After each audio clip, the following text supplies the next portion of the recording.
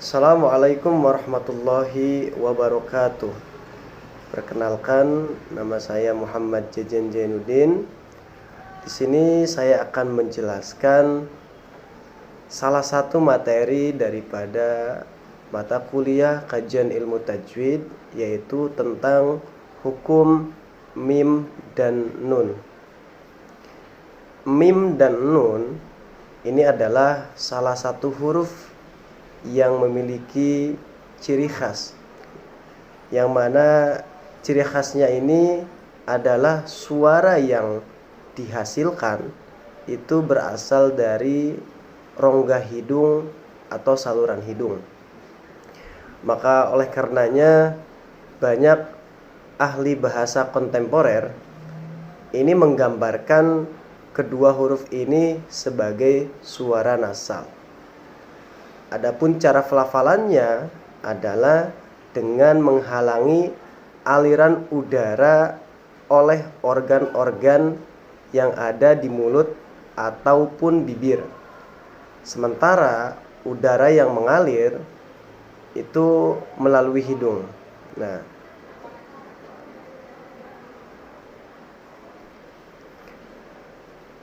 dan suara yang keluar melalui hidung inilah disebut sebagai gunnah. Adapun gunnah adalah sifat yang melekat pada kedua huruf tersebut.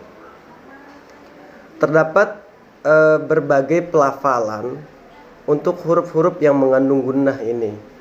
Itu ya tergantung pada huruf-huruf yang berdekatan dengan mereka dan juga gerakan huruf tersebut. Adapun hukum-hukum tersebut antara lain yang pertama adalah hukum mim dan nun yang bertasydid, atau hukum mim dan nun yang digandakan, atau dengan istilah yang lebih familiar yaitu adalah bacaan gunnah. Ya.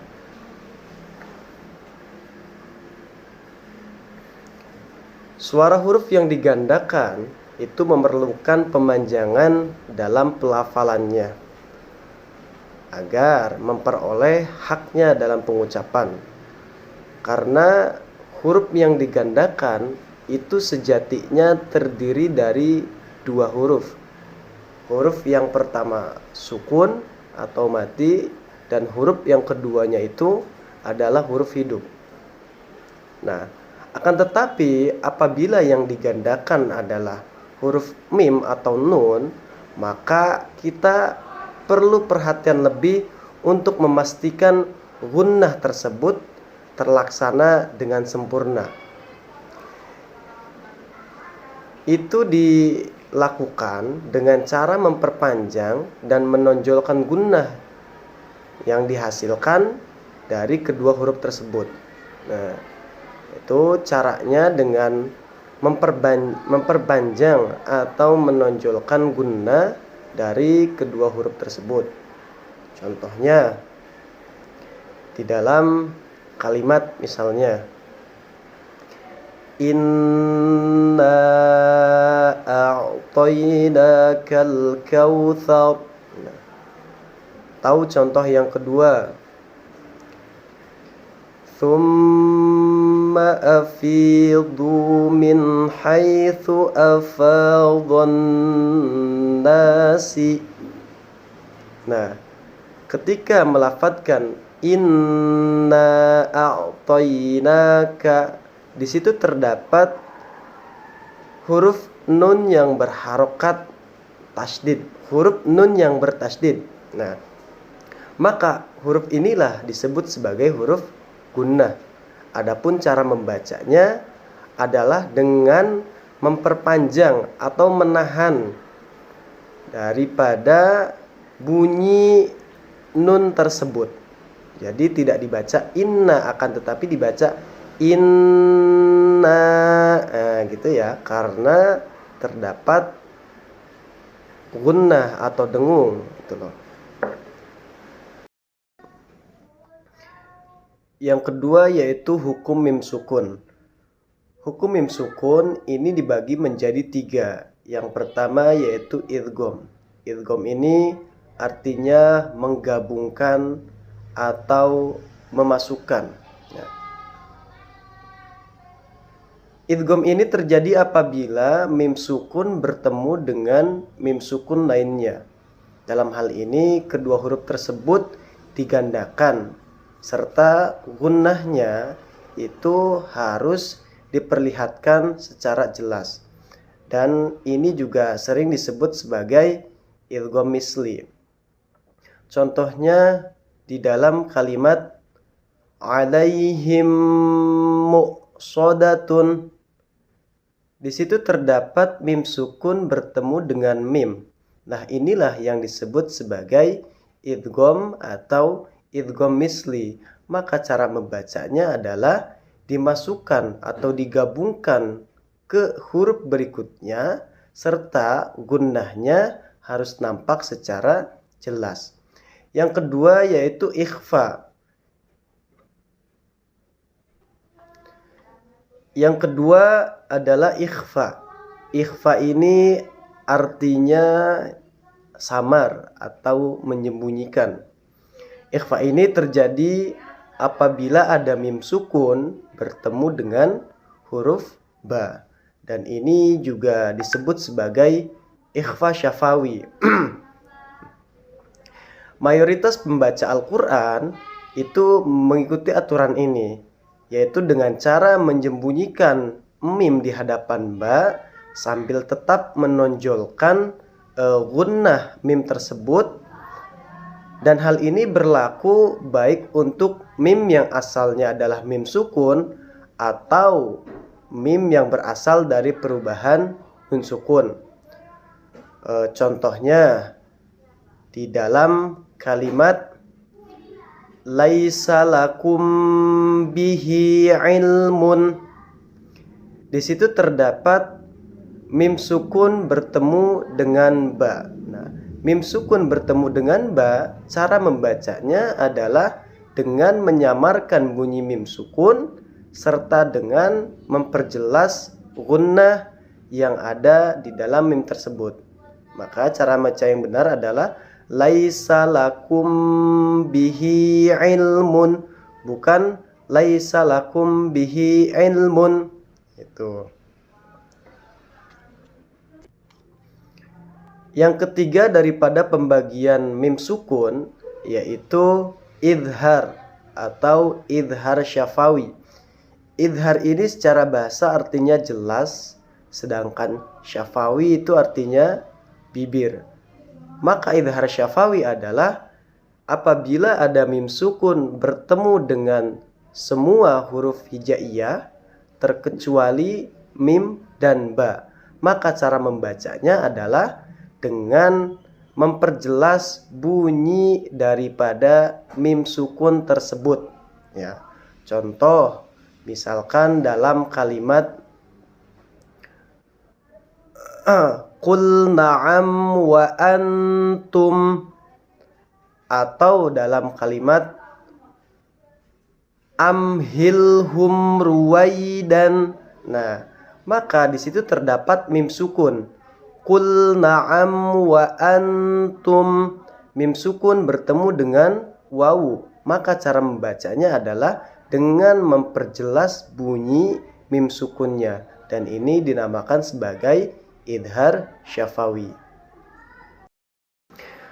Berikutnya yaitu tentang hukum nun sukun dan tanwin. Menurut jumhur para ulama, hukum nun sukun dan tanwin ini dibagi menjadi 4. Yang pertama itu adalah idhar. Nah, idhar ini secara bahasa artinya adalah jelas. Maka pengertiannya adalah apabila ada nun sukun atau tanwin bertemu dengan huruf idhar. Nah, huruf idhar ini ada berapa? Ada 6. Ada 6, yaitu apa aja? Hamzah, ha, ain, ha, ghin, ho. Nah, maka bunyi nun sukun itu harus dibaca jelas. Nah, dan perlu diketahui huruf-huruf idhar ini adalah huruf yang keluar dari al-halqi atau tenggorokan. Contoh, misalkan dalam kalimat man amana, atau min hal butunu. Nah, di sini terdapat nun sukun bertemu dengan ha. Maka cara membacanya adalah dengan memperjelas bunyi daripada nun sukun. Contoh berikutnya yaitu ghaniyun hamidun. Nah, di situ terdapat tanwin bertemu dengan huruf ha. Huruf ha ini adalah salah satu huruf yang termasuk ke dalam huruf idhar. Maka cara membacanya adalah sama, yaitu memperjelas bunyi tanwin yang ada pada huruf ya. Ghaniyun hamidun, tidak dibaca ghaniyun hamidun, tetapi dibaca ghaniyun hamidun. Nah, itu adalah idhar, artinya adalah jelas. Yang kedua dari pembagian hukum nun sukun dan tanwin adalah idgham. Nah, idgham ini artinya adalah memasukkan, ya. Nah, idgham ini ternyata dibagi lagi menjadi dua. Nah, idgham tadi ya dibagi menjadi dua. Yang pertama adalah idgham bi gunnah. Artinya adalah memasukkan dengan gunnah atau memasukkan dengan disertai dengung. Nah, huruf idgham ini semuanya ada 6. Akan tetapi karena dibagi dua, nah maka yang termasuk ke dalam huruf idgham bi gunnah itu ada 4. Hurufnya adalah ya, nun, mim, wawu. Nah, contohnya misalkan may yaqulu min nasirina.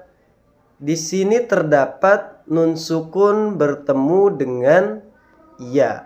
Maka cara membacanya adalah memasukkan bunyi nun sukun ke dalam huruf ya serta disertai dengan dengung. Nah, inilah disebut sebagai idgham bi gunnah. Yang kedua yaitu idgham bila gunnah, artinya adalah memasukkan dengan tanpa disertai dengung, ya. Nah, hurufnya berarti sisa daripada huruf keseluruhan idgham. Huruf idgham bila gunnah berarti cuma hanya ada 2, yaitu yang pertama huruf lam dan yang kedua adalah huruf ro. Nah, contohnya mir rabbihim atau mir rabbikum. Di sini terdapat nun sukun bertemu dengan ro. Karena ro ini adalah salah satu huruf daripada idgham bila gunnah, maka cara membacanya adalah memasukkan dengan tanpa disertai dengung, yaitu berarti mir rabbihim, tidak ditahan seperti mir rabbihim atau qalilil layusbihunna. Itu ya. Nah, itu adalah idgham bila gunnah. Yang ketiga daripada pembagian hukum nun sukun atau tanwin adalah iqlab. Iqlab ini secara bahasa artinya bisa jadi mengganti. Maksudnya mengganti dari bunyi nun sukun atau tanwin ke huruf mim. Nah, dan hanya ada satu huruf ikhfa, yaitu adalah ba. Nah, huruf ikhfa berarti cuma ada satu, yaitu ba. Contoh misalkan dalam kalimat yambaghi laha. Nah, di sini terdapat nun sukun bertemu dengan ba. Maka cara membacanya adalah merubah bunyi nun sukun menjadi suara atau bunyi mim serta disertai dengan dengung. Yambaghi laha, tidak dibaca yanbaghi laha. Nah, tetapi dibaca yambaghi laha. Contoh lainnya Jazaa'an bima. Di sini terdapat tanwin bertemu dengan ba. Maka cara membacanya adalah mengganti bunyi tanwin menjadi huruf mim. Jazaa'an bima. Tidak dibaca jazaan bima, tetapi jazaa'an bima. Nah, itu ya. Itu adalah iqlab. Nomor keempat atau yang terakhir daripada hukum nun sukun dan tanwin adalah ikhfa. Ikhfa ini menurut bahasa artinya samar. Adapun huruf ikhfa ada 15.